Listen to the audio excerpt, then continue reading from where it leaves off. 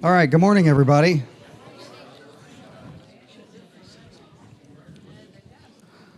So, this morning, our speaker to open the day, she has lots and lots of skills and hobbies and interests, including engineering, education, agriculture, holistic health.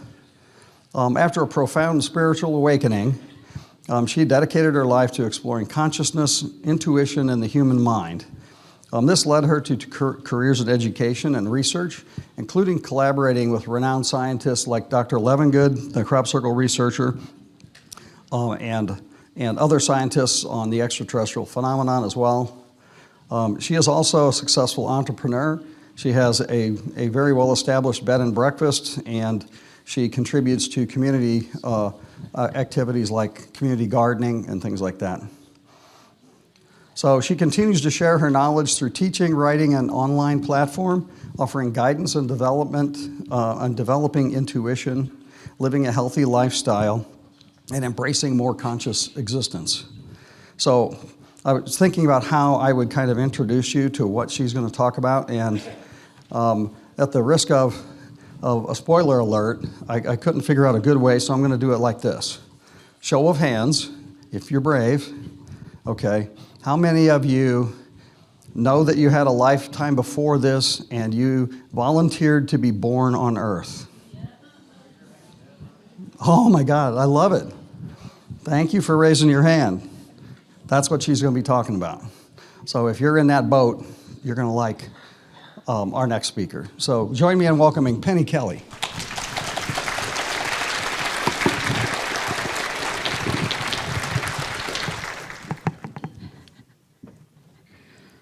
Let's see, let me get my tools straight here. Good morning, and welcome to everybody who got up early. I do not usually do things in the morning. The morning belongs to me because I pretend I'm partially retired. And it's really good to be here. So I'm going to talk today about walking the world as a new human. We're facing having to rebuild the world, the whole thing. And we can't do it with the old consciousness. So we really need to have a whole new human in order to get a whole new consciousness. And actually, it's the other way around. You get a new consciousness, you're going to be a new human. So that's, we're right at that door. And that door, if you walk through that, it's powered by a whole different kind of energy, plasma energy. And that is a form of energy that responds directly to consciousness, directly, and even primarily to consciousness. So I'm going to talk a little bit about that, and I want to share some of my work with this fine gentleman here, Dr. William Levengood. I had some amazing experiences, and he was the one who pried me loose from trying to hide that, trying to cover what was happening. I'm basically a farmer. I have a farm in Michigan, and we raise food and sell food and chickens and sell chickens and things like that. And I was running a B&B. By the way, the B&B is closed temporarily, has been closed since COVID. So Dr. Levengood had heard about me, and he was looking for people who had unusual abilities. And somebody that he was dealing with gave him a copy of my first book, and he then turned to her and said, "Would you find this woman and invite her to come to the lab?" And so he did, or she did. She called me. She said, "Did you ever hear of Dr. William Levengood?" "No." "Did you ever hear of crop circles?" "No." So I felt kind of ignorant, but life as a farmer is pretty demanding. And so I ended up going to the lab a few months later, and it was love at first sight, without the romance. Just walked in, hit it off instantly, and kept on going back to the lab. We kept finding more and more stuff to talk about.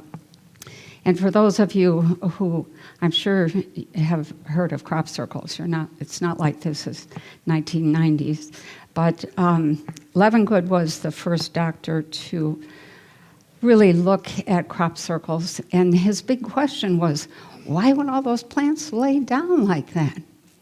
He was a biophysicist working with plants and seeds and everything living, and the forces that drove those. And that's where that question comes from. Why would all those plants lay down? And so he ended up writing to Pat Delgado in the UK and saying, hey, there's all kinds of talk about these crop circles, but nobody's saying anything worth discussing. It's not scientific. He was truly a scientist. He was not interested in all the theories that were floating around. So Pat sent him crop circle samples inside and outside the circle, and Levengood began to look at what was happening in those circles. And it was, he began to see that this was not something that could be done by somebody with some board and some string and, whatever, even a fancy plan. So this was the first thing he saw, one of the first things he saw.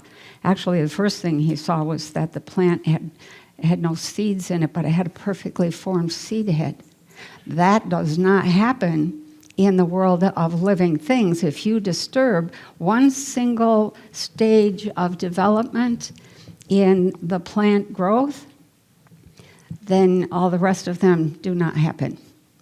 And so he was like, wow, how could we have this seed head perfectly normal looking on the outside, and you open it up and there's no seeds inside?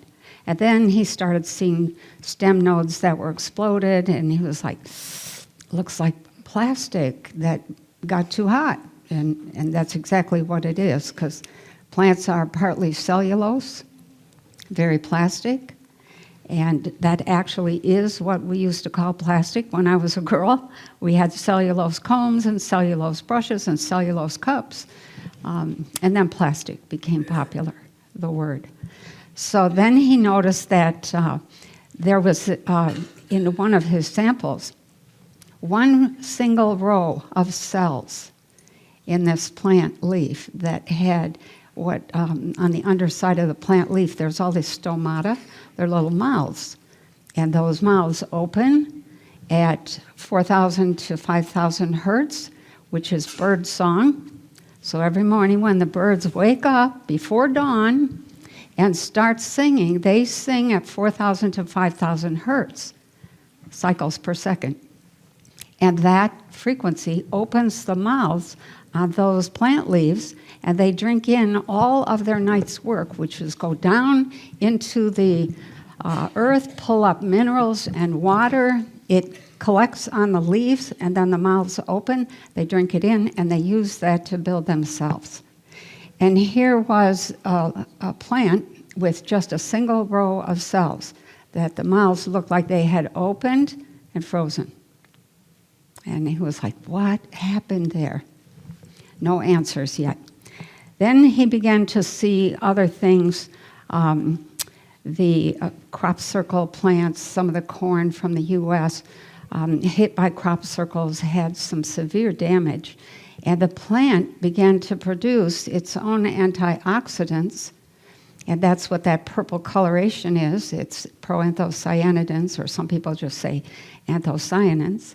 But that's an antioxidant designed to help the plant get rid of reactive oxygen species, all the waste that's created when there's some kind of serious damage in a plant. And we saw this over and over again, actually. Plants are very self-sufficient. But there were still no answers. So then the next thing he came across was plant leaves that were covered with molten iron oxide. And he's looking at the leaf and saying, what is that? And turns it over, pulls the leaf off of this little crusty iron oxide, didn't know what it was yet. And there are all the fibers of the leaf molded into the bottom of that iron oxide. And he was just blown away. It's like, okay, it has to be 1,200 degrees centigrade for iron oxide to be molten. How could that be floating around in a field? What's going on? So because he was investigating this and he refused to say what he thought crop circles were, I think he did like 12 years worth of research before he said, I think this is what's happening. But Linda Moulton Howe got him involved in animal mutilations, and so he did refuse to deal with any animal tissue. He was severely vegetarian. I think I mentioned last year that his diet for 50 years was the same thing every day. Once a week he made a big pot of spaghetti, put some sauce on it, made a big salad, ate one meal a day, and that was it, 7 days a week for 50 years. And I said to him, Lefty, how can you be healthy with that? He said, I told them, don't bother me about food. I came here to do a job. So he refused to have anything to do with animal products. So he did, however, tell Linda, I will look at the soil, I will look at the plant material around the animals, and he discovered that the same thing was happening around the animal mutilations as was happening around UFO landing sites. And what happened in a nutshell was that the plants, the grasses, the trees would be severely damaged from that energy, high levels of energy. And then they would grow like gangbusters. And the redox within that, redox is the number of chemical transactions and energy transactions happening in a plant. They would go at a furious rate as the plant was trying to heal itself. So you can see here in these wood samples that over to the right, the tree rings are really tight, really close together. But the ones in the center, the tree rings are way far apart. And they were the trees that were closest to the ship where Travis was picked up. So he's compiling all of this information, and then he gets involved with some people who were experiencers. And this was a woman a couple towns down the road, and you can barely see the mark on her knee, just above her knee. It's a square red mark. But she woke up in the morning, one morning, and the green carpeting on her bedroom floor were these little tiny footprints, about 4 or 5 inches long. And they went right through the closet and right through the wall. And she's not a professional photographer. You can't really tell the size because she didn't think to put something next to it. She just took a picture. But she said to Levengood, I have been picked up many, many times, and I really don't know what this is all about. But he started going to her yard to pick up samples to see if he could figure out were there any areas that had some really severe energetic changes. And one day he was there, and she said to him, "Wow, you don't look very good." And he didn't feel good.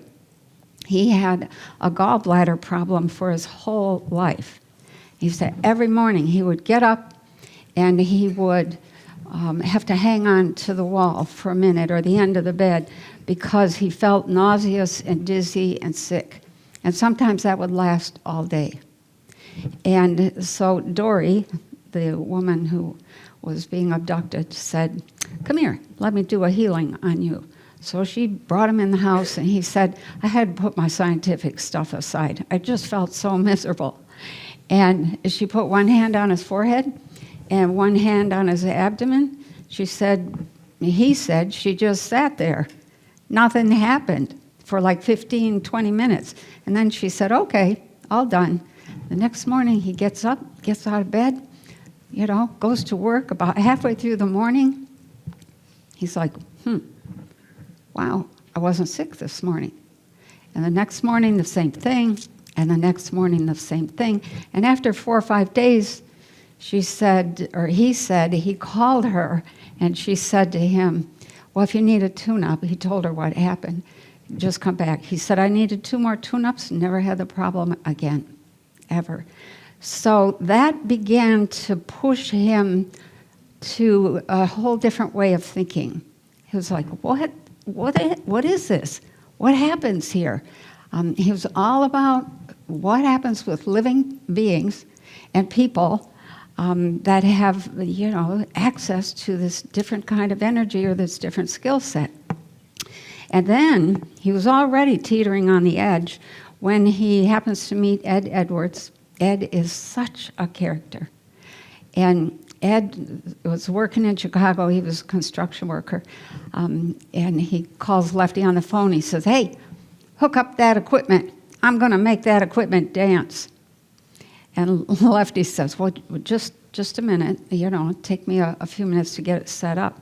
Okay, so they synchronized their watches, and they decided at such and such a time Ed was going to start transmitting energy to the chart recorder. And at exactly that minute, the chart recorder starts dancing. And Lefty is Dr. Levengood. He said he just stared at it. It was like, he said if he had any hair, it would have been standing up. And I just laughed. I said to him, yeah, I know the feeling. So he called that the Chicago experiment. And after that, he really began to let go of reductionist science.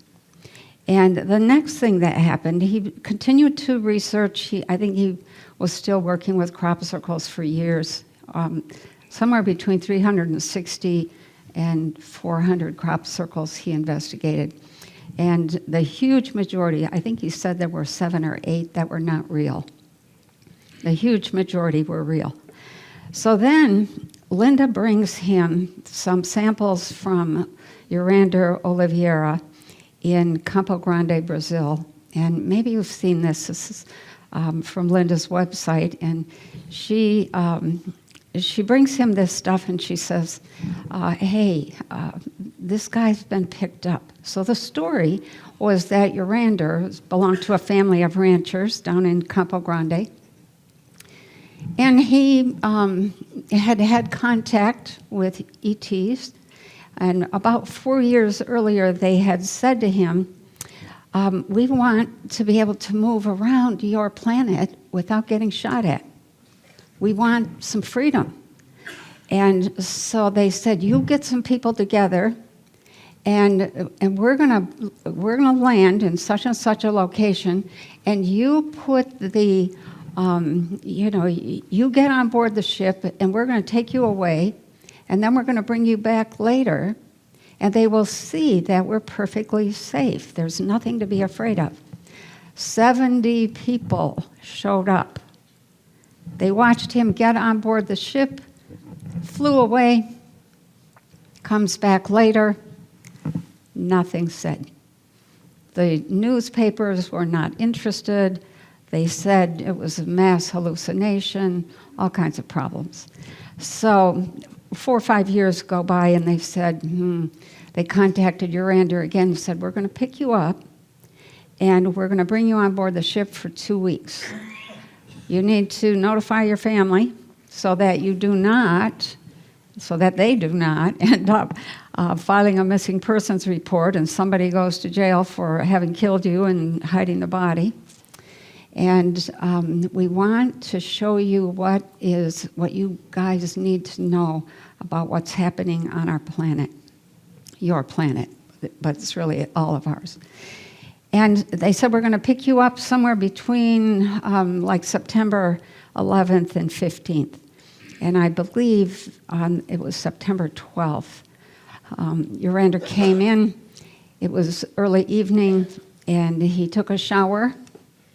And he just left his shorts on, laid on the bed, was reading a book, and he said all of a sudden the book got very heavy, and his arm fell to the side, and then he was paralyzed, and he couldn't move. They picked him up, and you'll see on the sheet there's an outline of his body burned into the sheet, or it's not really burned. It looks like it's burned, but it's not really burned. And they took him right through the ceiling, deliberately left an imprint on the ceiling, and took him on board the ship. He did not share what they told him, but it was not good.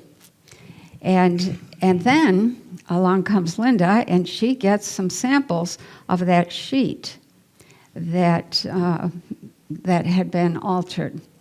And in that top left photo, you see it's just an ordinary blue and white weaving. It's cotton and polyester. Blue cotton, white polyester. And in the other two pictures, you see the polyester has changed state. It had been liquefied. And in the bottom picture there, the blue dye had lost its blue. It had become brown. The sheet was not burned. There was no evidence of burning. It was just that the blue dye had been completely changed to something else, chemically changed. And Levengood said at the time, we have no technology that will do this.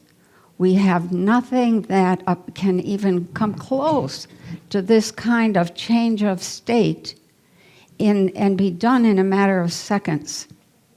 And that was the same thing that he had been discovering with the animal mutilations. Cow picked up, 5 minutes later it's dropped, there's no blood in it, and some of its parts are missing. We eventually figured out how they were getting the blood out and what they were using to take the parts. And we wrote a paper. We had already published one paper, but this one nobody would touch. The peer review people said, sorry, not me. Get somebody else. When the journal could not get anybody to do the peer review, we let it drop.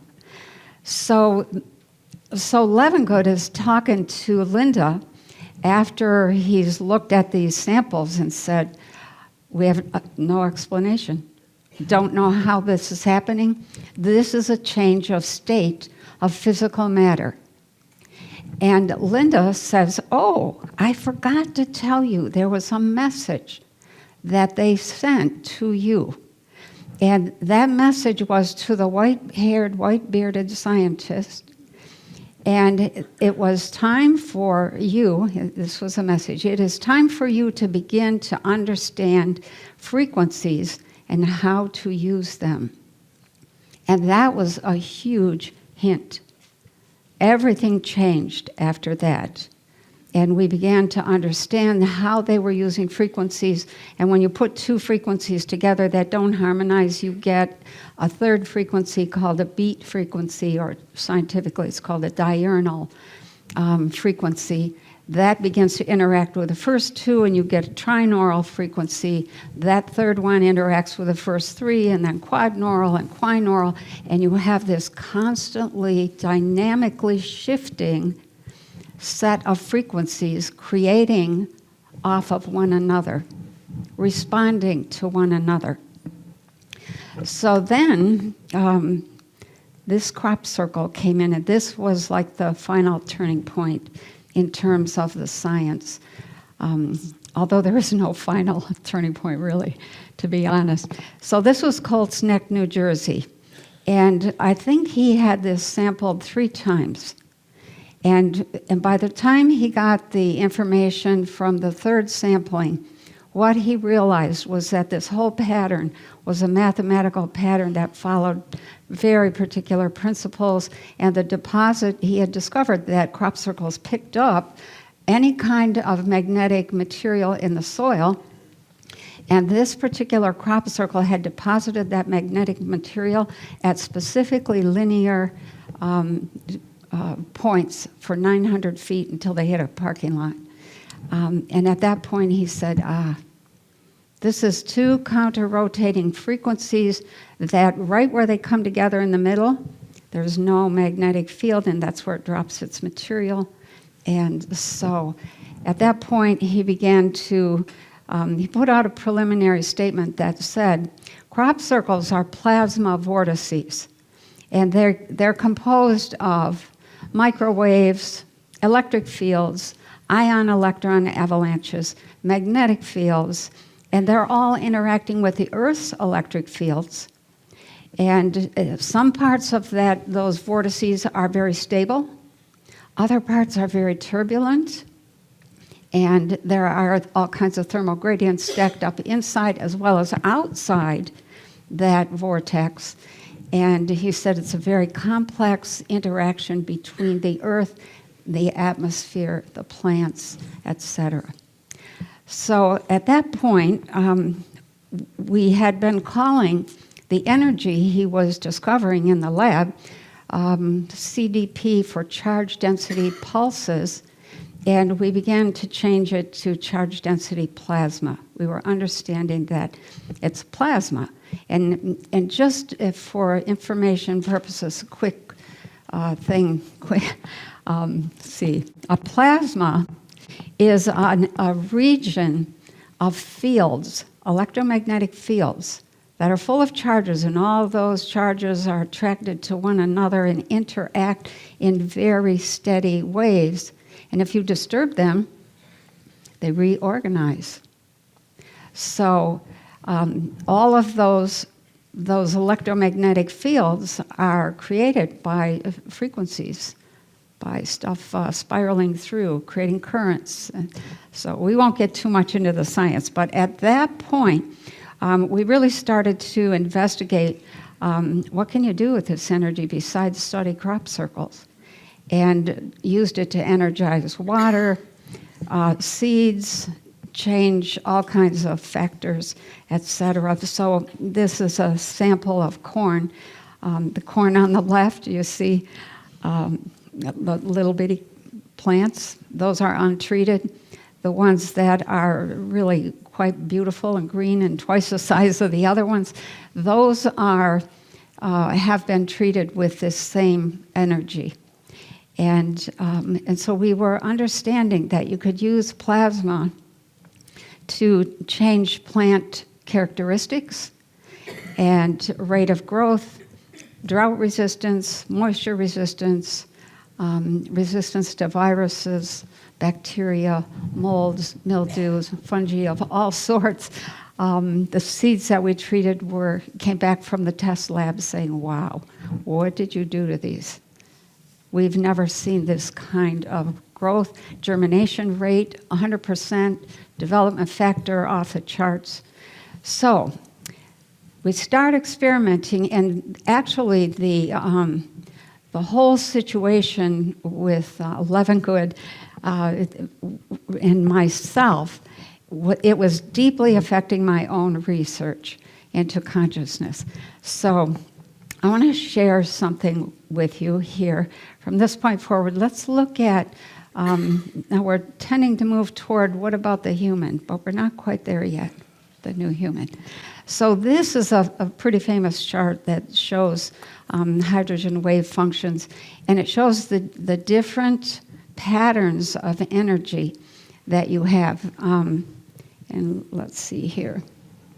See this pattern right here, upper left?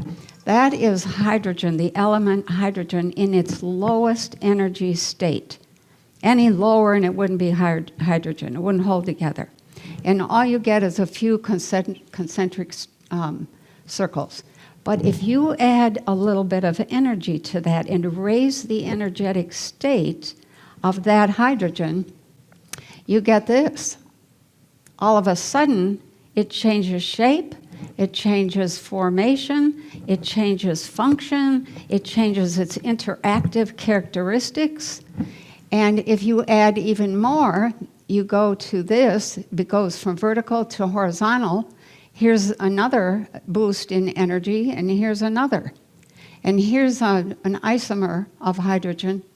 And same thing, all the way down. You get amazing changes of state and function and characteristics with each boost of energy.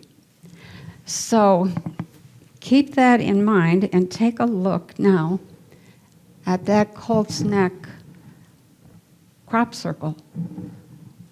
Was that trying to tell us that there's a change of state needed on this planet? Or maybe just in New Jersey? Who knows?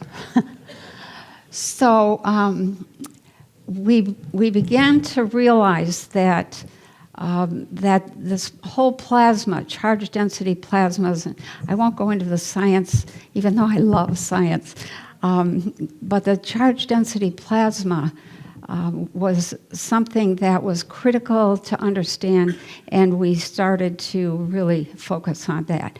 Gradually, now we began shifting from a focus on plasma physics and physical evidence to a focus on consciousness and its ability to affect plasma. The thinking at first was that something had affected the actual material. What we discovered was that consciousness is what was affecting the material. And I will say this, and this comes out of my own research. Let me just say this: there are changes of state that humans are designed to go through. Okay, so I went through one of those changes of states. I had a full-blown Kundalini experience. It started in October of 1978, and it continued, and it was very, very difficult. I thought I was going to die. I really did. But there were numerous Kundalini experiences that happened. It just kept coming again and again. And I kept fighting it, which is probably why I kept restarting. So, but it changes you. A Kundalini experience is really a change of state. And that really began to hit home after I had been working with Levengood for a few years. So Kundalini is a shift to a higher energy state. The increased inflow of energy through the body changes consciousness, changes form, and changes function. What is the function that changes? For myself, it was entry into a 3-year period of all-knowing consciousness. Anything I wanted to know was there. Unable to stay stable with consciousness, unable to control my perception. It was a very difficult period. It was the end of my career as an engineer for Chrysler. It was like, okay, we can't manage anything here. And so I stayed in my home and hid for a whole year. It was not a fun time. Every other week, I thought I was going to burst into flame and burn up from the inside out. I had never had any background with metaphysics or anything to do with consciousness at all, and all of a sudden, I'm out of the body, reading people's minds, having all kinds of dreams. In fact, you do not sleep. When consciousness wakes up all the way, you do not sleep. And so for 3 years, I did not sleep. And so what happens to you in that time? You know, you end up looking at your consciousness, and that's how I got involved in consciousness studies, was tracking what in the world was happening with my own consciousness.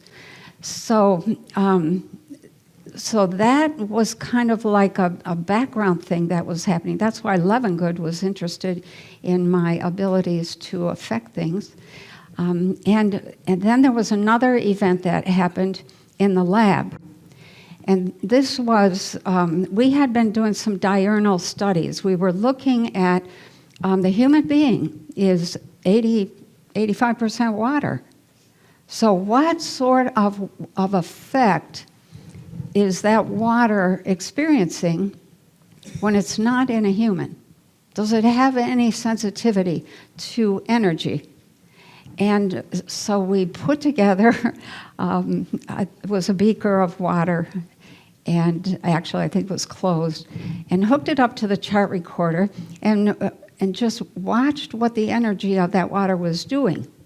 In 2 months, the chart recorder was just chick, chick, chick, chick, chick, chick, chick, chick. And what we saw was that about 4 or 5 a.m., between 4 and 6 a.m. in the morning, energy would start to rise, and it would continue to rise until noon, and then it would drop, and it would drop all the way till 5 p.m., and then maybe around 7 o'clock it would rise a little bit and stay there for the whole night. The next morning, do the same thing. That was the diurnal cycle with just, water and energy. And this particular morning, Levengood was in the lab, chick, chick, chick, chick, and he had a very unusual time schedule as well as a very unusual diet. He would go to bed typically around 7 in the evening, get up at 2, feed the horses, do the chores, and be in the lab by 3, and worked. And he had gotten used to that water study, just ticking away in the corner, in the background, and all of a sudden the chart recorder's going berserk. And he's like, what happened? He goes over, he checks all of the connections, looks at everything, like, I don't know what's going on. Goes downstairs later to have his 1 meal a day, and happens to turn on the TV and sees that there's been a bombing in London. And just this intuitive flash, I wonder if that water is picking up that bombing. Goes back up, coordinates the timing, says, I think that's what's happening. We then set up a whole bunch of other experiences, research experiments, in which we discovered that, yes, you can track collective consciousness. And we learned some interesting things. Water, very sensitive. Gelatin, very sensitive. Plants, very sensitive, etc. So the London subway bombing, was kind of like a turning point in direct experiences. We did all kinds of stuff in the lab with different people. Myself, Ed, a woman named Jaya, other people, just a fascinating array of experiments, and people who were able to use consciousness to do things that other people would say were not possible. So at that point, we knew that plasma was directly affected by consciousness.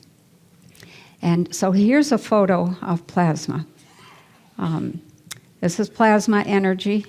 It's a famous photo. And now I'm starting to put things together. When Lefty invited me to come and work in the lab with him, I was like, okay. He kept asking me to write a book about his work because it couldn't get published anymore. He had been blackballed because he was addressing the crop circle issue. And I didn't have time. I had too many things going on. And then later, he asked me 2 or 3 times, maybe 3 or 4. And finally I said to him, Lefty, I don't think I could do justice to the science. And he said, let me teach you. So I entered into a formal mentorship, and he began teaching me plasma physics. And I had said to him, I'm not a scientist. He said, yes, you are. And I was like, okay. But when I started learning plasma physics, it began to explain a whole lot of what was happening in my own studies and research of consciousness. And I was amazed. And so this is one of the things I put together soon or early. Here's 2 chakras drawn by seers from the past. And this is from a book called The Chakras by Charles Ledbetter and Annie Besant. And they, you can see the chakras whirling in front of people. A lot of people don't have much anymore. But when I look at my own, they look like this plasma vortex. Looks like a funnel. So when you put that plasma right next to the two chakras, they look like the same thing. So what I realized was that a plasma vortex is doing the same thing that a human chakra does. And what is that exactly? It carries information. A plasma vortex brings in information for the entire body. What is that information? It's not your neighbor's phone number or that kind of thing. It is information on amount of current, the direction and flow of energy, the fields and particles that are available, spin, angular motion, all that kind of stuff. And that is what the body uses to restore and renew itself. You are an electric universe, and you have to have constant inflow of energy into every single chakra. And when one of them breaks down, that part of the body served by that is going to get sick. So now, consider the implications. A plasma is a collection of associated frequencies. They associate with one another because of their charges. And they produce particles. And those particles and frequencies, a whole ball of wax, can be raised from a ground state of existence and function to a higher state of existence and function. And that's what happens when somebody becomes psychic or opens to become psychic. So the chakras are humans' crop circle. And that's how we are renewed. And crop circles are the Earth's chakras. And that's how she renews herself. And all of those, I happened to pick up a book in Levengood's lab one day, and it was mathematics. And I'm looking through, and I'm seeing all these patterns that look just like crop circles.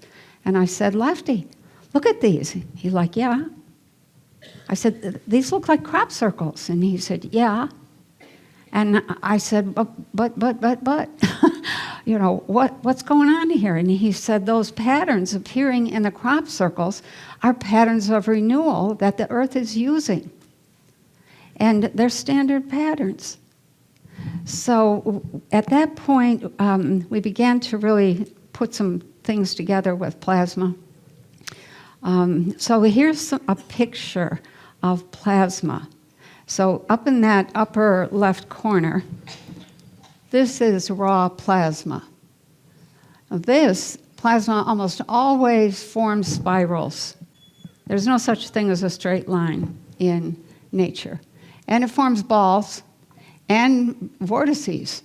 So those are all common structures, and so are sheets. Over here you see two examples of sheets. Plasma forms sheets. And right now, the planet is moving through big plasma sheets in the solar system. And that is affecting consciousness of everybody. So now, what Levengood had discovered was that everything and everybody was made of plasma. And I had already discovered that plasma was the end state of the move from what I'm going to call the God state or the source state all the way through a series of stages until you had plasma, which then became matter. So here's some pictures of different plasma patterns. So up in the upper left here, you have flowers, animals, vegetables. Here's some lungs. Here's a sheep or a ram. And then we have people. This is over here is a coastline of a continent. And then we have the human brain. And I would love to have the time to share how the brain gets programmed, but we don't have time for that. So some facts about plasma. You and I and everything in existence are collections of plasma. Plasma that works together and responds to consciousness. Without question. So charge density plasmas are self-organizing. They're present in all living systems. They make up that living system. They are energy transport systems, bringing in energy, and they have properties that are far more complex than just simple electronic conduction. They're formed by frequency patterns. When you have a whole bunch of frequencies all dynamically interacting, there's a pattern in there, and that pattern is what determines the tissue. So those are the characteristics of charge density plasma, of yourself as a being. So at this point, I finally agreed to write a book about his work. He was really right. He said, I think what I'm doing has some implications and some positive benefits for humanity. And at that point, I thought, okay, all right, I'll write it. So he said, I think this is critical information for us to move into the new world. So here's a bottom line kind of thing. When massive amounts of energy move through you, you're going to change shape, chemistry, behavior, and consciousness. You will become a new human.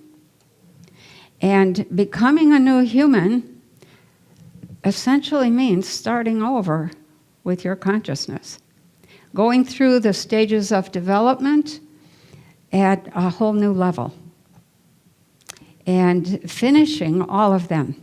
Now, if anybody who's been to college, or even maybe in high school, sometimes they teach it. They teach Piaget's stages of development, and there are 4 stages: sensory motor, mental operations, concrete operations, and formal operations. And when you get to formal operations, the attitude is, you're all grown up.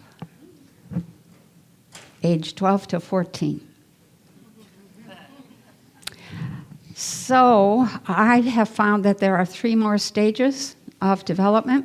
So we're just going to go through these stages, because when you want to become a new human, when you want to develop your consciousness, become psychic, learn how to do astrology, learn how to, recover from an NDE or whatever it is, you're going to go through stages of development, redevelopment, and redevelopment again. And so sensory motor, we'll just review these first 4 kind of quickly here. Sensory motor starts at birth and lasts until about age 2. When that stage is successful, you will have programmed a huge amount of information in the brain. The brain is the cortex of the brain, the white matter, is actually layers of tissue. And those layers are held apart by these little tiny columns. And each one of those columns is attuned to a particular frequency coming from a particular angle. And once that column has attuned itself to that frequency, that's it for the whole life. It stays attuned to that frequency. So the richer the child's experience is, the more colors, the more smells, the more motions, the more visual stuff, the more auditory stuff that child hears, the richer those columns are programmed, the more and more of them. And that is what sensory motor is all about. New programming, new experiences, etc. You don't have to know how it all works. You just need the input. So you get rich patterning in the brain. You have some preliminary but really very limited knowledge. And you are drawn to go exploring. You want more. So the world is exciting and it's challenging. When it's not successful, there's a lot of stress. Anytime there's a change for the rest of the life, there will be stress, major stress. When you are born, the first 72 hours of your birth, after your birth, sets your chemical habituation for life. unless you have a Kundalini experience, in which case you are completely rewired. But chemistry follows frequency. So when your frequency changes, your chemistry changes big time. And when your chemistry is habituated to stress, fight or flight, then you're shut down. And that will become your first response to every kind of change, stress instead of curiosity. So there's poor patterning in the brain. If this stage is not successful, you'll shy away from people, and there's an insecurity that begins. Ready or not, when you get to age 2.5, you're moving into mental operations. The big driver in this stage is, let's play, let's pretend. And so you see little kids pretending and playing all kinds of games. They're so funny. Oh my gosh. And they're using the language and the body language and all of the attitude that they have picked up from everybody around them. What are they doing? They're stabilizing the world. That first stage, sensory motor, that's all concrete information coming in. The next stage, mental operations, is all abstract. In other words, you take all that concrete stuff and you make it permanent by being able to play with it and dredge it up in your mind without having to have the concrete thing right in front of you. So, and that's how this whole development process goes. Concrete in, abstract play stabilizes. More concrete in, abstract play stabilizes.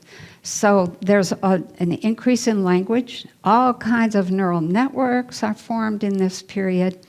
Little kids use their imagination. Let's play cops and robbers or whatever. The expanded world that they have entered into at their birth becomes stable. They can play with it. They begin to assign meanings, and that is a critical piece. The assignment of meaning is the base of your power. Don't forget that. So they continue exploring and they open further. When this stage is not successful, there's a very small vocabulary. Neural networks are skimpy. The new world does not stabilize, which is unfortunate. They conform to whatever they think the demands are around them. They're disappointed when things don't happen the way they want or slow results. And they're unable to connect new concepts to old ideas and perceptions or to original ideas and perceptions. And they refuse to change because it's too stressful. So then, ready or not, you move into the next stage, which is back to concrete stuff. 7 to 14. If it's successful, this stage is all about, how does this work? Whoops, I didn't mean to do that. And so you see 9 and 10-year-old kids fiddling with everything. They have to touch it. They're back to concrete. How does this work? What happens? Does this break? Oh, it does. Whoops. So that's really emblematic of this stage. Mastery is the goal. Inner authority takes root in this stage. Because if you do not successfully complete concrete operations, you will never be secure on this planet, in this reality system. It's just the way of the world. You have to understand the world and how it works, and that when you get water to a certain temperature, it's going to boil. And it's going to take X number of minutes to cool.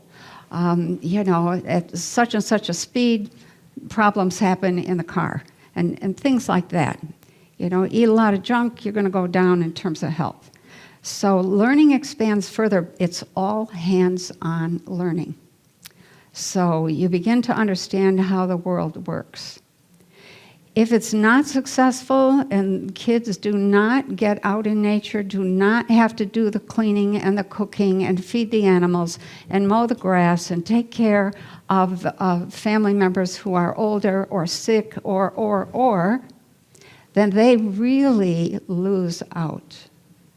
They don't understand how anything works or why they have to do anything. And they resist doing anything from that point forward. A bigger problem is that authority is still vested out there instead of in here. They ignore the condition of the body. They do not trust their intuition. And they have no hands-on experience. If the world fell down, they would not survive because they don't know how to do things. So, and they maintain a very limited worldview. Maturation slows and sometimes comes to a stop. So after 14, we move into formal operations, and this is back to a very abstract working with your mind and all the things that you just learned about the world, and you decide, this is how I'm going to be. This is what I'm going to be. This is what I'm going to do. It's usually going to be like a rock star, a basketball star, football star. But formal operations is supposed to be the stage at which you think about all the different possibilities and then choose wisely which one will be the most effective based on your ethics, values, and principles. So if you don't get through this stage, there's big problems there for the rest of the life. So if you are successful, now you get sassy, what I call really sassy. Sassy means you're going to make it your way.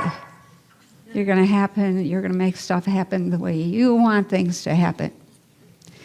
You begin to blend logic and intuition, develop a little bit of timing, maybe not a lot.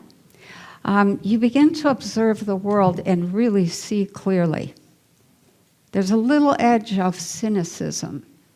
It's called critical thinking that comes with this stage. You begin to predict, oh, I know what's going to happen. Well, you don't at 14.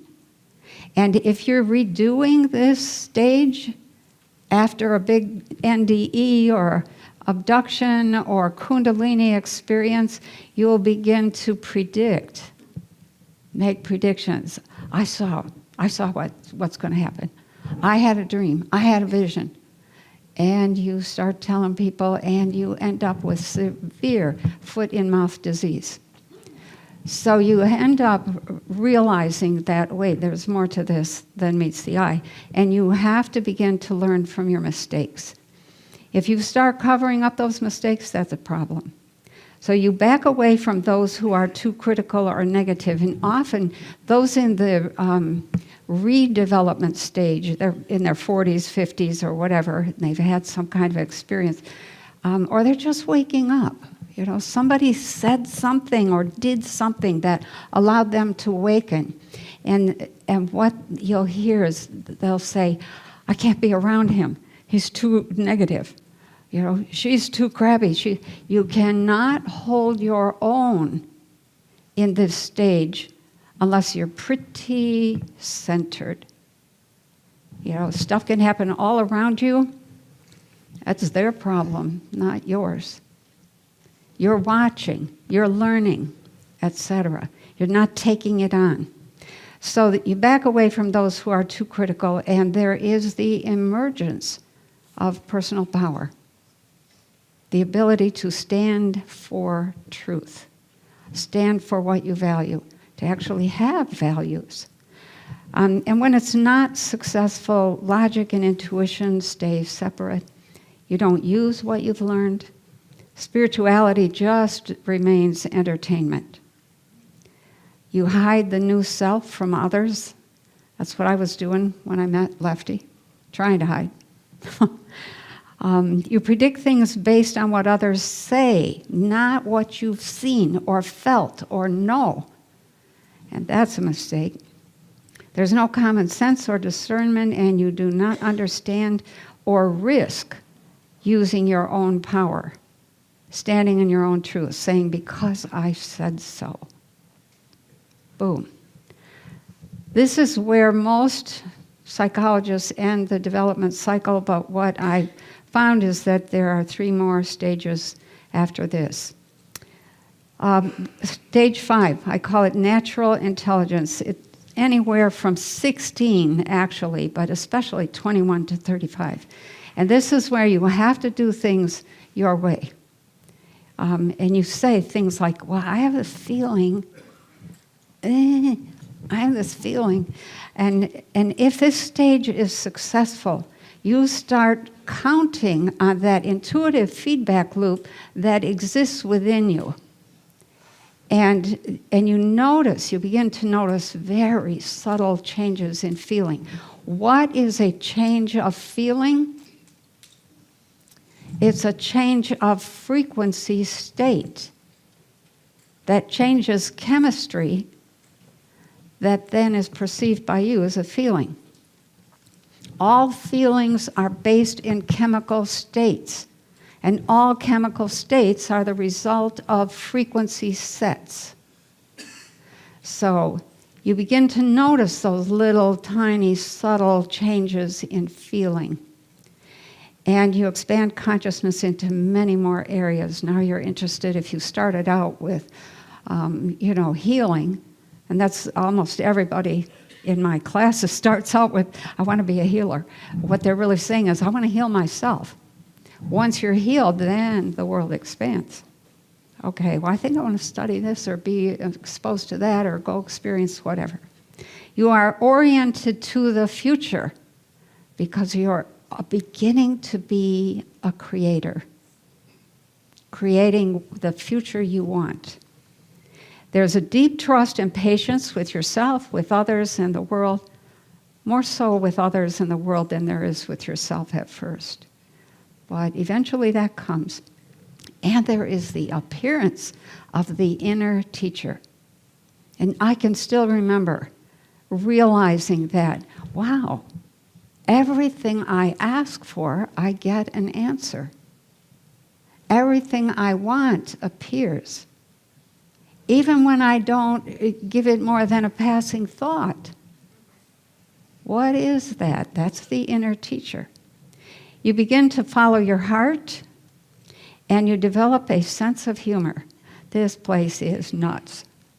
So you end up looking at what people do, and you realize they are creating their own problems over and over and over. It's like, oh, come on. So when this stage is not successful, then you're really not able to recognize those signs and messages that come from the intuitive self. They just pass right by. Struggles with health and aging sometimes begin as early, and it's worse now than it has been. There's a limited number of intuitive skills. Sometimes people will develop one thing, and that's all they do for the rest of their life.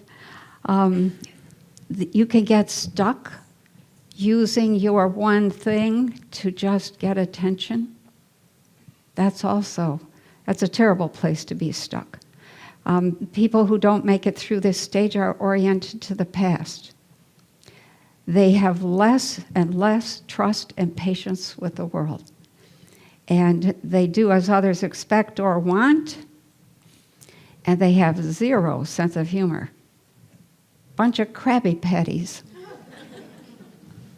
So natural intelligence proceeds about the age of 30 to 35, you begin to love.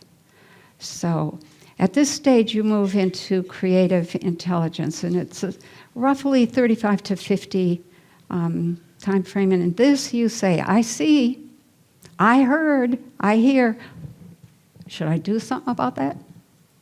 You begin to feel responsible for the entire world. If you're successful at working your way through this period, you will learn to maintain inner silence. I live in a pool of peace. I don't see a lot of other people in that pool. The self and the reality begin to blend. I have this huge house, 20,000 square feet. It's an old barn, 4 stories. And that house is responding to every thought I have. It creaks, it pops, it squeaks, it makes a whole rattling bunch of noises, all kinds of stuff. You and the reality begin to blend. Everything you need is right there. It's wonderful. You continue learning, you start experimenting with thought and manifestation, and you feel responsible for the entire world. And you are, but only your entire world. You maintain good health and the self as a living temple, and that's helped along if you are waking up and you've had a change of state. Aging slows down. You just don't age like you would normally age. What is aging? It's when you say, I'm too lazy. I'm too tired. I'm too this. I'm too that. You know, I'm in my 78th year. And when I got here the other day and discovered I was up on the 2nd floor and had to haul all my stuff up to the 2nd floor, I thought, maybe I could use my age and say, hey, next year, you know, if you call me back, I want to be on the ground floor. But as soon as I had that thought, it was like, look, there's people who really can't make it up the stairs. You can. You know, you're still hauling 50-pound bales here and there. Still, you know, working. Be glad. So I was like, oh, okay. So you begin to release fear, and you step fully into unconditional love. Now you are in love with the world. Everything. The telephone poles, the asphalt on the road, the people, the places, the events, you know, everything. And you discover that really it's yourself and the mind that have to be tamed, not the world. You are responsible for your mind and what you do with it, because that is what is creating your world. So this is creative intelligence at its best. When it's not successful, then anxiety, worry, and confusion increases. The world keeps changing. When you're 20, you're not paying any attention. When you're 30, you're kind of looking at it. When you're 50, you're going, oh, crap. So you begin struggling with deteriorating health, and you begin to fear death. You feel alone. There's a lot of blame. Well, if you hadn't said this, if you hadn't done that. Yeah. You're also bored. People are bored. And life begins losing its meaning. So you can become ruthless or desperate at this stage because you're aware that, wow, I'm halfway through. If I'm going to do anything or be anything, I need to do it now. Don't become ruthless or desperate. Okay? People do not recognize the connection between responsibility and power. I tell my grandchildren all the time, no responsibility, no power. You know, no work, no dinner. So, those two things go hand in hand. You have to take responsibility for everything that's happened in your life, and that is where you get your personal power from. So, and you think that prediction and control are the goals, but that is not the case. Prediction and control are not the goals. It is self-mastery that is the goal. And then we come to the last stage. This is abstract intelligence. This is 50 and up. I think there's another stage, 8, but I'm still working on that. In this stage, it comes down to the big driver is I am. This is who I am. This is what I am. And I'm not going to go too much into the into this unsuccessful side because we see examples of that everywhere.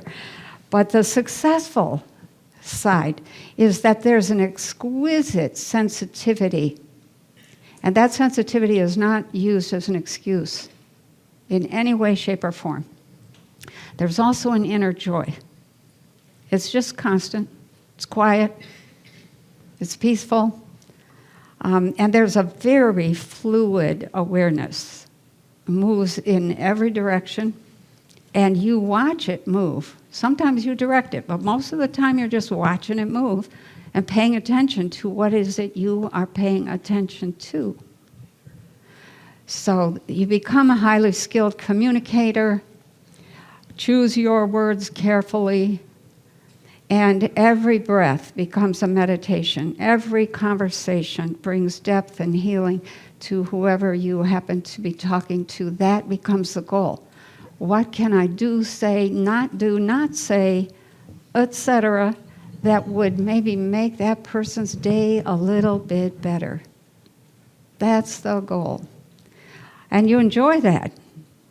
You know, I often say to people, I work 7 days a week, 12 hours a day, from 12 noon till 12 midnight. And I never run out of energy. And I love what I do. So it's not work. People say, well, don't you want to relax? I'm like, that's not relaxation. To me, that's a total distraction.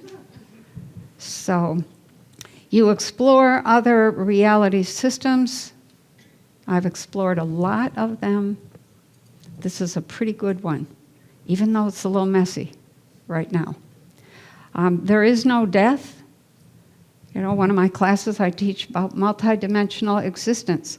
You already have a whole cadre of other selves that you have created for various situations that you exist in and that you operate in. Everywhere you go, when you go out of the body, if you stay out of the body for any length of time, you're going to create a body. You're going to create a body because that's how you know yourself, is through that vehicle, that body. So you do the same thing at death. So you explore other reality systems and you become ageless. You just live in a pool of peace. Life is enjoyable. You enjoy that relationship with the self and the intelligent Godhead or source, which sets up a communication with you. It's amazing.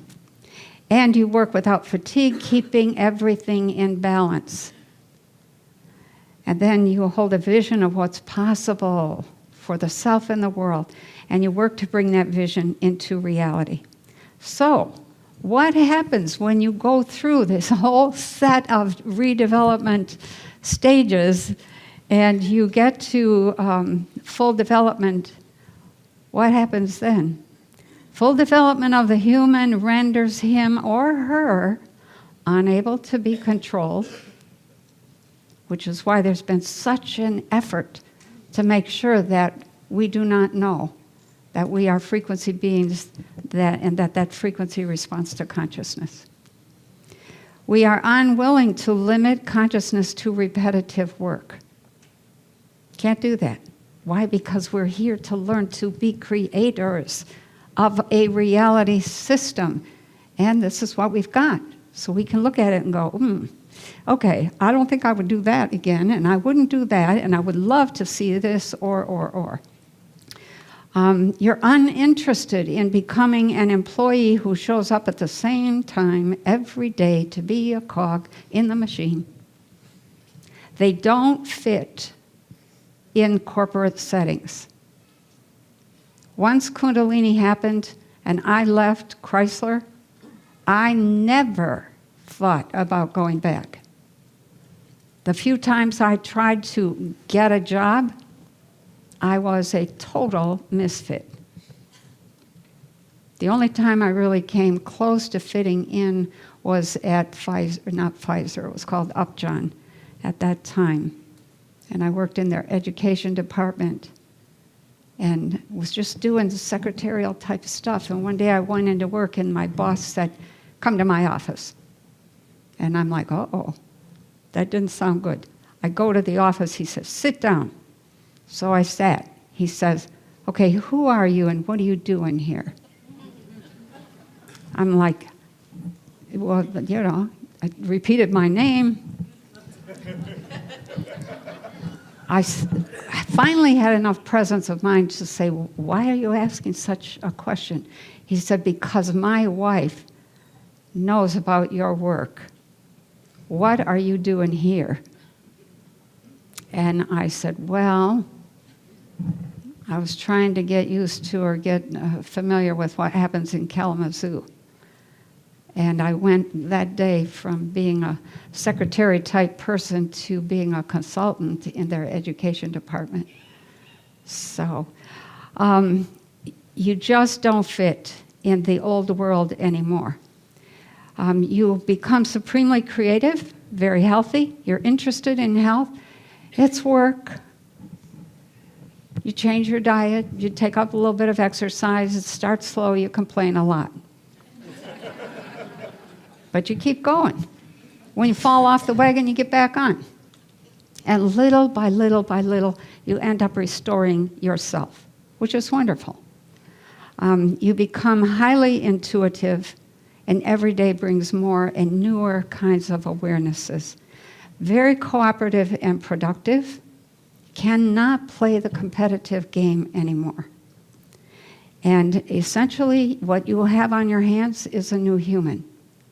What I see happening is that some of the kids coming in today are already new humans. They don't fit.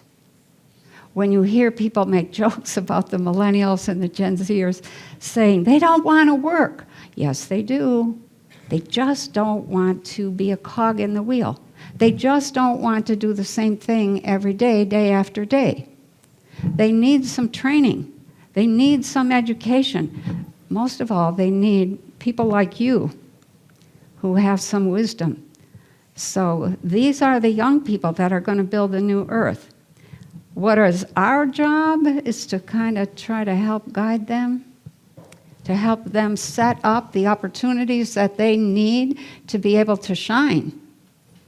So we have to stick around to teach, support, and guide, and remind them of things like values, principles, ethics, things like that.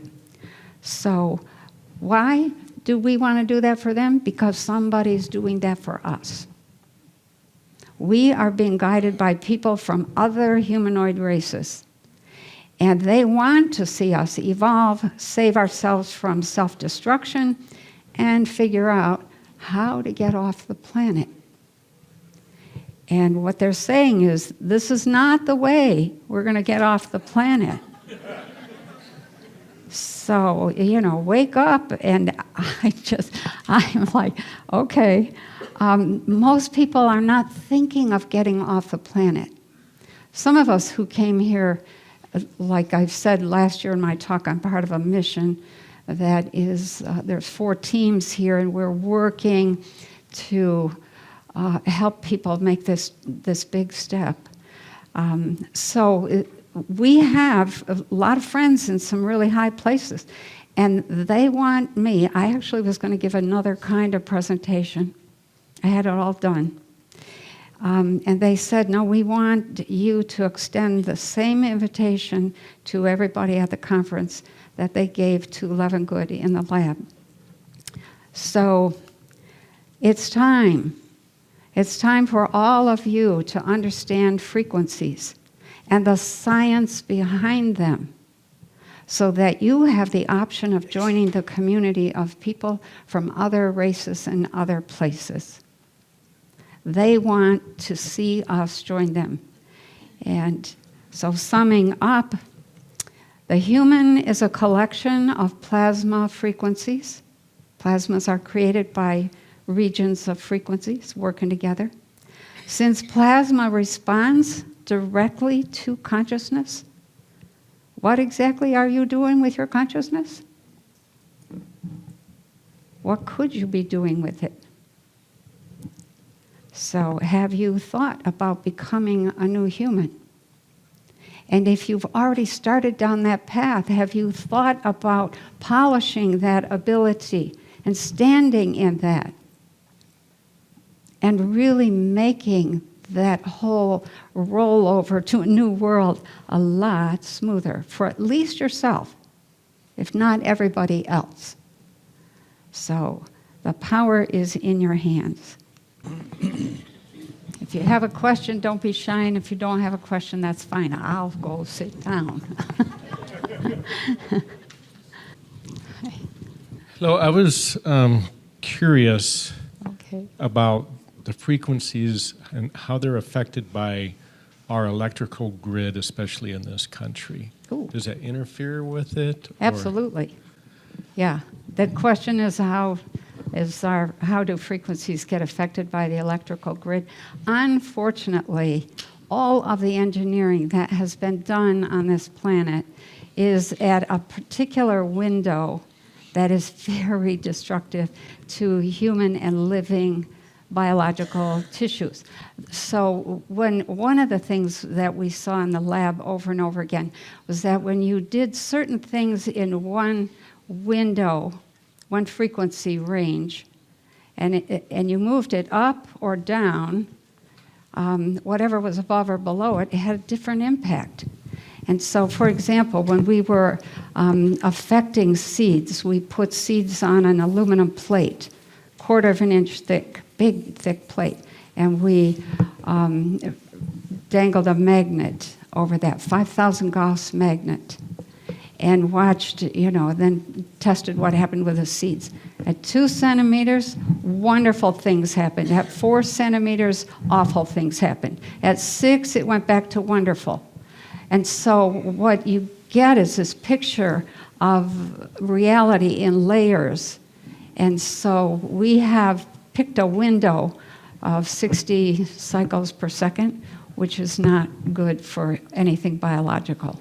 So it doesn't enhance. So in my opinion, I've said this before, the whole world needs to be re-engineered, everything that we're doing. Other places, the walls are constructed to emit frequencies that nurture and heal. The clothing, same thing. The food, same thing. All of the tools and equipment, same thing. They don't do anything that would lead to a bad effect. So, yeah, excellent question. Thank you. Are you an engineer by any chance? I'm a veterinarian. Oh. And there's stray voltage, you would know that. Yes. Yeah. If you've ever stepped on a spot where there's stray voltage, by God, you'll know it. Especially if you're barefoot. What led you to have your Kundalini experience? Were Oh. you wanting to have it? Never heard of it. Never heard of it. Didn't know what happened. Thought something terrible happened. I think what happened, what led to it, was that I fell in love for the very first time in my life. I was 31 years old, and that love was unconditional. It was, I don't care about anything. I don't care what anybody says. It was just this incredible magnetic thing that happened between me and him. And, and then after it happened, it was like, wah, wah, wah, wah, wah, wah. And it was, your whole world is rocked. You're psychic overnight. I was raised to be a good Catholic girl. That was not okay to have psychic stuff. That was witchcraft. And I didn't know anything about metaphysics. I had no background. I missed the whole 60s scene because I was busy married to a cop and having babies. So, yeah, Kundalini was not something I sought. Over the years of working with people from all around the world, Kundalini can happen anywhere, anytime, to anyone at a moment that they open. And they don't even intend to open, they just naturally do, and it's enough because that energy is like looking for ways to get through your defenses all the time. And when you open, boom, it comes in and it just blows you out of the water. Now, if it hits only the heart, you will fall in love, you'll cry. You'll cry for 2 years. If it hits the throat, you will speak. You won't be able to say anything but the truth. You'll be brutal.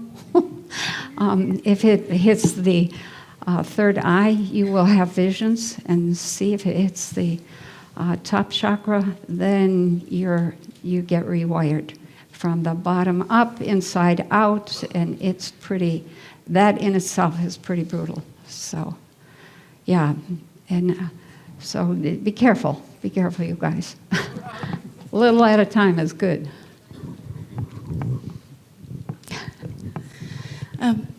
After an NDE, I've spent 25 years in the corporate world teaching leaders. Yep. And my question is related to how you ended your presentation around how we can usher in and help support younger generations, particularly to change the consciousness of our corporations. Well, thank you for that. So the corporation is probably going to go the way of the Catholic Church and the government. We need to be envisioning, with all this wonderful communication that we have, a whole new structural framework for kids, anybody under 50 is kids, to come together, work together, occasionally travel to be together and work on something. And that's a whole different framework. The corporate framework is on its way down. It's been good for its time, I guess, but so many incredible lessons from corporate work. And I think that that's really the main thing, is that if you want to support the young ones, encourage them to think for themselves, to do for themselves. Ask them who else is doing what you're talking about. That brings them to ask themselves, well, who else is? Where are they? Could I hook up with them? Maybe I shouldn't use the term hook up.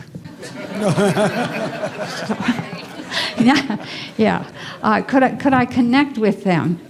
And so all of that then changes things. As we go through these big changes that we're coming into, by 2050, when I was in the future, the whole setup of society is different. People are living in large communities, no big cities. The big cities have really fallen apart. There's a few people, I was going to say stray people. That's probably not the best word, but they have taken over spaces in some of the cities, and they're growing their own food, stuff like that. But everybody's working from home, and people, like one of the communities I saw was a former Dow chemical group. They had amazing chemical knowledge that they were adapting to the whole frequency and plasma thing. And they had come together and were working together, living in the same area, and working together, saying, let's adapt this to the future and what we need. So that's an example.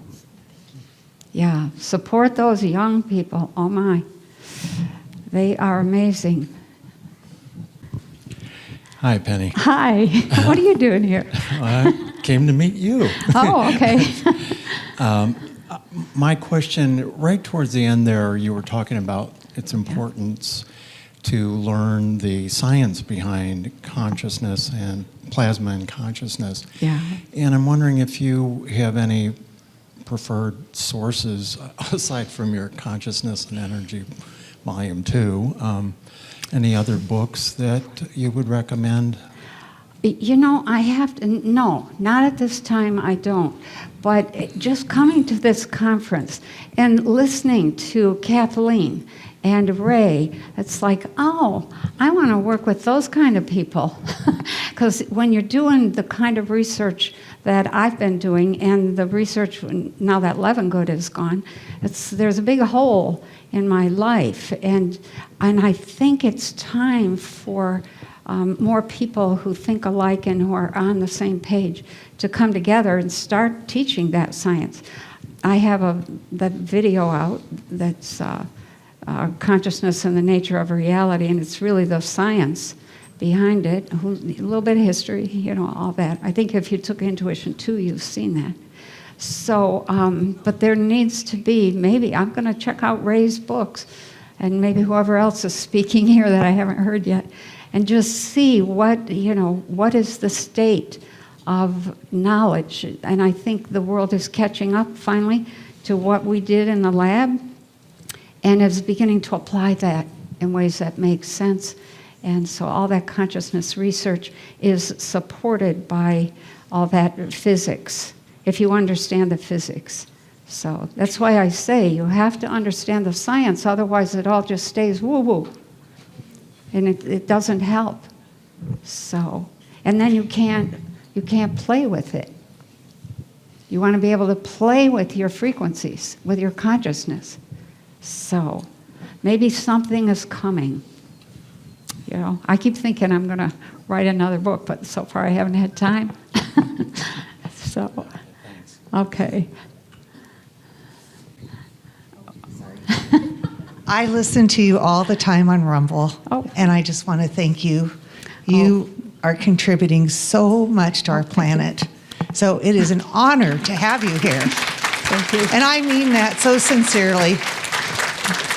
And you're going to get a chuckle out of this when I'm typing when I shouldn't be, just because I travel long distances. So I listen to you then. Okay. And I'm trying to type in Penny Kelly, and I get, what is it that I always get? It's not Penny, it's some other name. Jelly Penny.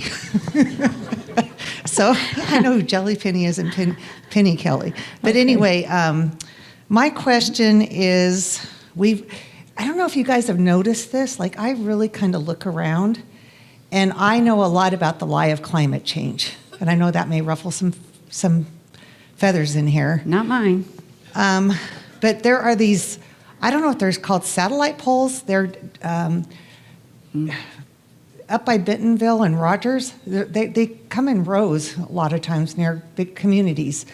And they're huge metal poles, and they're trying to camouflage them. But also, like right down here in Berryville, near the library, and I notice it happens a lot near libraries and community areas, is they've got these black wires, and they've got like little boxes on them. And I read the book by Milham, Dirty Electricity, and I know that this is causing electricity. When you go into Springfield, Missouri, and you're going down the highway, my phone acts differently. So I think about how that's affecting our plants, our animals, us, everything around us. Yeah. And I was thinking, kind of like Avatar, how do we get those steel poles down? I'm this little human, not trying to minimize myself, but and it's like they come up overnight. Are ETs and aliens putting those up overnight? Because they're like going up overnight, and I'm like, why do I never see them being installed? They have to be doing this at night. So I'm just thinking, about the upcoming technology, which is exciting, that hasn't really been released, like the med beds, red light technology that's counteracting the blue light technology. Mm-hmm. I love the work of Jack Kruse, Kruse, who's building the first decentralized medical system down in Central America. He's out of Nashville. And he talks about get rid of your sunglasses. It's blocking the nutrition that's going from your pineal gland that connects to your brain to get the nutrition into your body. And I know what I need to do to recreate my life, which Penny Kelly talks about on her Tea and Consciousness show. Oh, yes. I'm going to do it. I'm just psychologically getting myself prepared, trying to clear the food out of my house so that I have to choose to be responsible, to create, to be the example. Yeah, do that. But anyway, so how, with all of this that I've kind of said, which was a lot, how are we going to overcome this? I want us to be the avatars. I believe and I get excited about the new earth that you talk about. How do we counteract the evil? Little at a time. It's taken itself out. One of the things I saw with Little Men in Brown Robes was that they end up taking each other out. And so that's, we have to trust that that's in process. What is that saying? You never interfere with an enemy destroying themselves? So leave them alone. It's always build a better mousetrap kind of thing. Build a better world, people will come. They just naturally gravitate. And it's a slow process. It's a one at a time person. When I started teaching, I was like, oh man, this is like peeing in the wind. It's not going to get anywhere. That was 47 years ago. Now, we couldn't even talk about, well, I didn't know what Kundalini was. But look at all the people now talking about all these things. It's a stage of what I'm going to call opening to what could be. And maybe we are a little too old to do some of that re-engineering, but by gosh, we can sure support the ones who are saying, hey, what if do you think I could, do you know anything about this? And you let them go. You let them go, you encourage them, you learn. I've been trying to get investors to invest in structures of the future. They are only interested in return on investment, and so they've been very slow. There are now some people saying, okay, we have to do this, and so there are some new things coming. If I come back next year, I'll talk about one of the biggies. So some of the big investors are talking about building communities of houses, farms, little, self-sufficient places, energy efficient. It's like, okay, yeah, keep talking. We start with this, and then we have to walk that talk. So can't be in a hurry. It's one thing I've learned. Okay. And keep it up. I'm sorry, we're out of time. However, are you going to be downstairs right after this? Yeah, I can. Okay. If more people want to talk to you is what I'm getting at. At some point, Okay. you'll be down in the vendor area, right? Absolutely. Okay. Yeah. All right. So thank you for watching. So.